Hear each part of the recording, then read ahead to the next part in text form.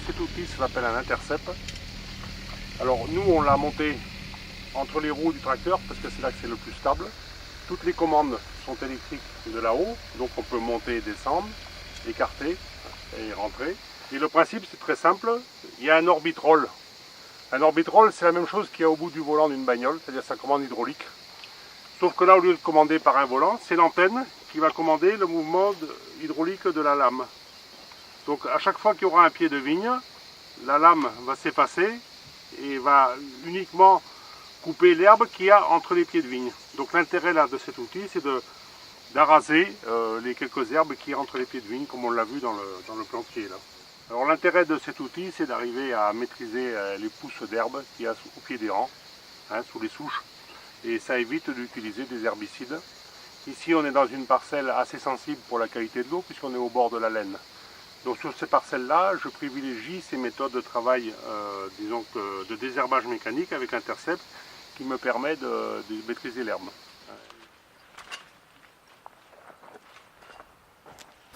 Nous sommes au mois de juin, et au mois de juin, les travaux dans la vigne consistent pour la partie manuelle aux travaux en verre, qui sont ici de deux types, le débourgeonnage et le palissage.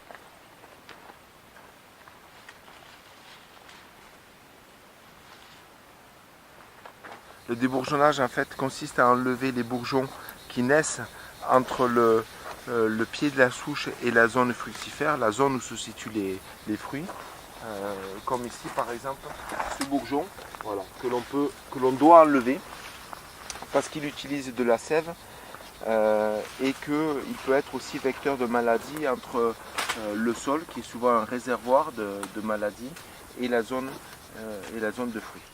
Le second travail en verre que l'on va regarder, c'est le palissage, qui consiste en fait à former une palissade, c'est-à-dire rentrer toute la végétation à l'intérieur des fils de fer. Donc il y a deux passages, un premier relevage d'un fil de fer et puis à un second niveau, un peu plus haut, un second relevage. Et nous allons rentrer toutes les bûches à l'intérieur de ces deux fils et, comme vous le voyez là, agrafer pour maintenir le palissage en forme de haie. Ceci permet en fait d'exposer les grappes au soleil, de réduire l'épaisseur du végétal, permettre ainsi une meilleure ventilation. Les grappes sont très ventilées, ça évite un microclimat et ça permet également une meilleure pénétration des produits de traitement.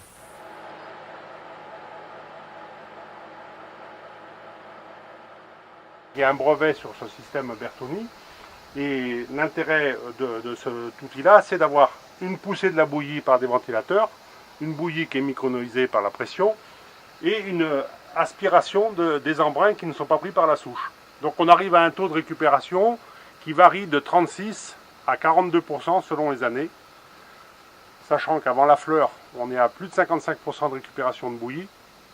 Et après la fleur, on peut arriver à entre 18 et 25%, quand la végétation est plus importante. L'an dernier, j'étais à 42% de récupération de bouillie. C'est-à-dire que quand je partais avec un appareil pour faire 1 hectare, je faisais 42% de plus avec ce qui était dans l'appareil. C'est-à-dire que je faisais 1 hectare, 42 avec. Donc il y a d'abord un bénéfice économique, puisque 42% de produits qui sont réutilisables au lieu d'être posés au sol et dans l'air. Et après, il y a un bénéfice environnemental, puisque ces produits, au lieu d'être sur la souche, autrement, ils seraient sur le sol et dans l'air. Et là, par contre, il est repulvérisé plus tard sur la souche.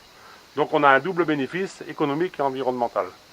On a un troisième avantage, c'est que comme il n'y a pas de turbine pour pulvériser, il y a besoin de très peu de puissance. Donc le tracteur travaille à 1700 tours, donc en régime moyen.